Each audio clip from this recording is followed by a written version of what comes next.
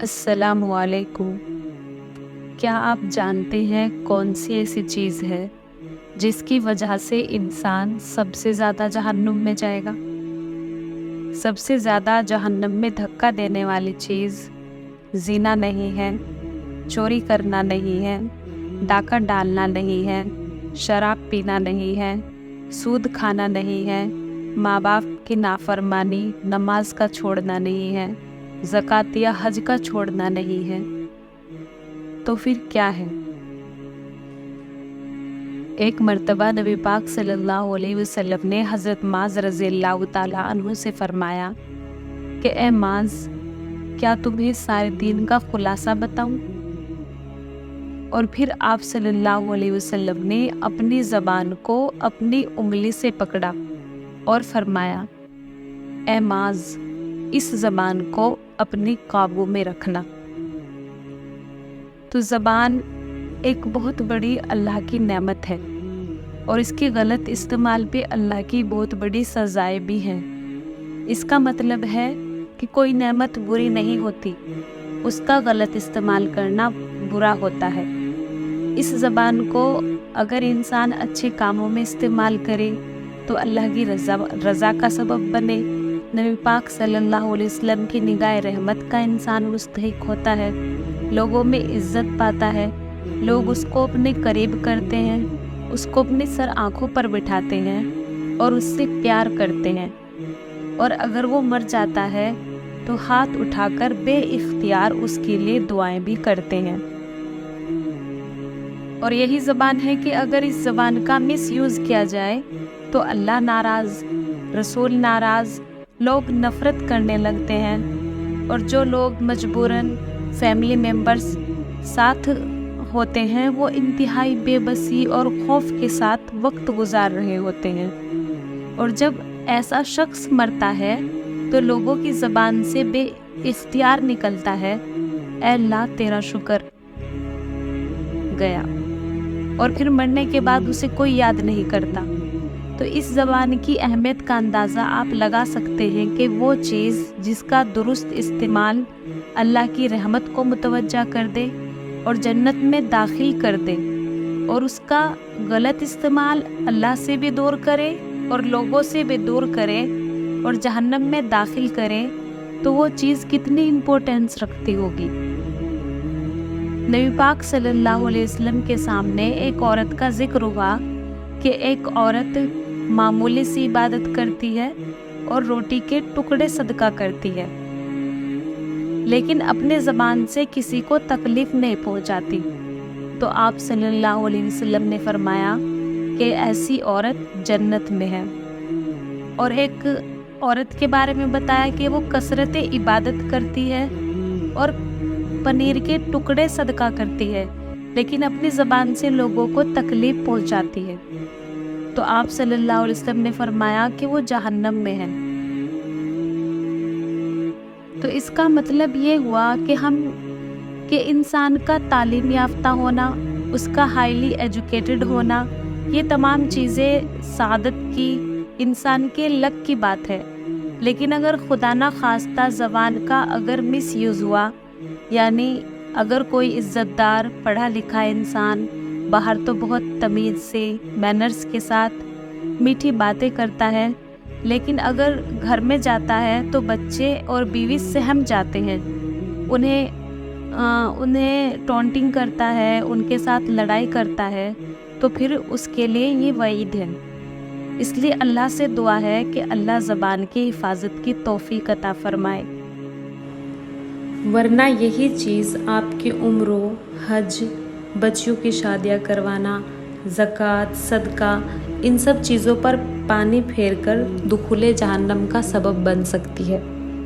پھر اگر ایمان سلامت رہا تو جنت ہوگی، ورنہ کیونکہ جو تیز زبان والے ہوتے ہیں وہ زبان کی حفاظت کا شعور نہیں رکھتے اور کلمہ کفر تک کر بیٹھتے ہیں۔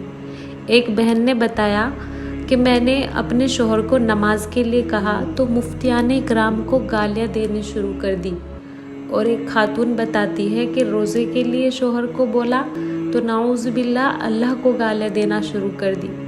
تو آپ اندازہ کریں کہ جب یہ زبان بے قابو ہوتی ہے تو ایمان تک ضائع کر دیتی ہے، اور ایسے لوگوں میں تکبر اور غرور اتنا ہوتا ہے کہ اگر سمجھائے کہ توبہ کر لو تو اس پر بھی گالیاں دینا شروع کر دیتے ہیں۔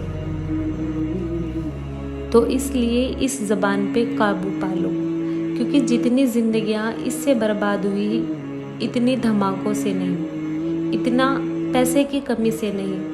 یہ زبان بہت بڑا ہتھیار ہے، یہ بہت خطرناک زہر ہے، یہ بہت شیرین، میٹھا، لذیذ شہد بھی ہے۔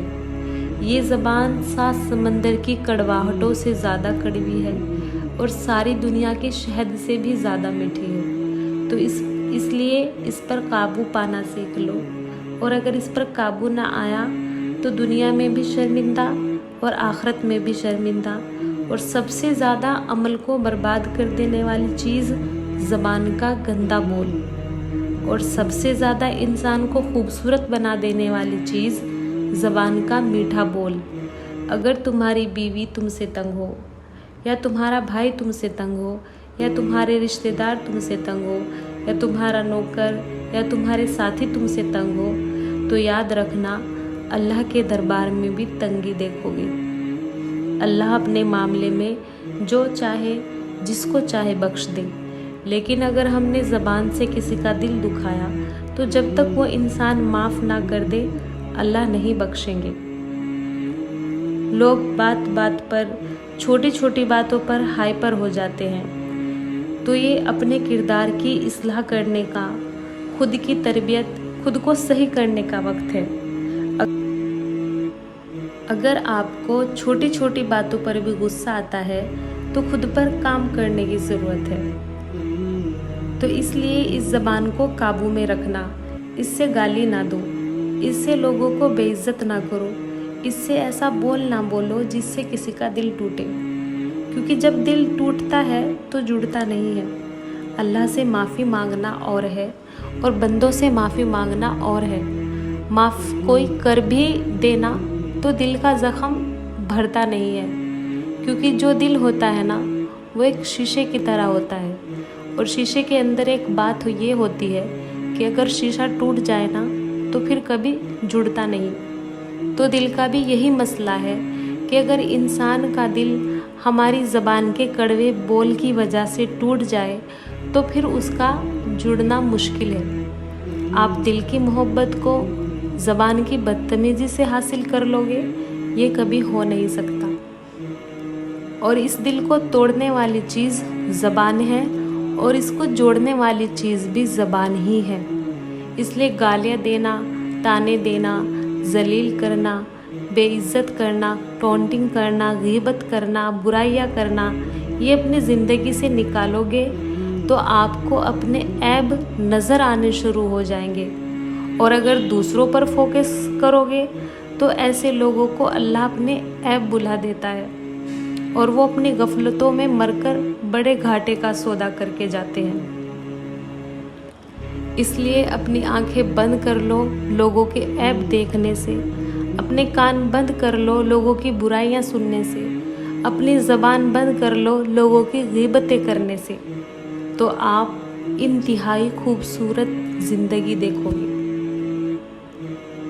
اللہ تعالیٰ سے دعا ہے کہ اللہ تعالیٰ ہمیں زبان کی حفاظت کرنے کی اور اس زبان کو اللہ کے مرضی کے مطابق استعمال کرنے کی توفیق عطا فرمائے۔ پیارے دوستو، اگر آپ کو یہ ویڈیو اچھی لگی ہے تو پلیز مجھے کمنٹ سیکشن میں کمنٹ کر کے ضرور بتائیں، اور ویڈیو کو لائک ضرور کریں، اور صدقہ جاری کے طور پر اپنے دوستوں کو ضرور شیئر کریں۔ جزاک اللہ خیر۔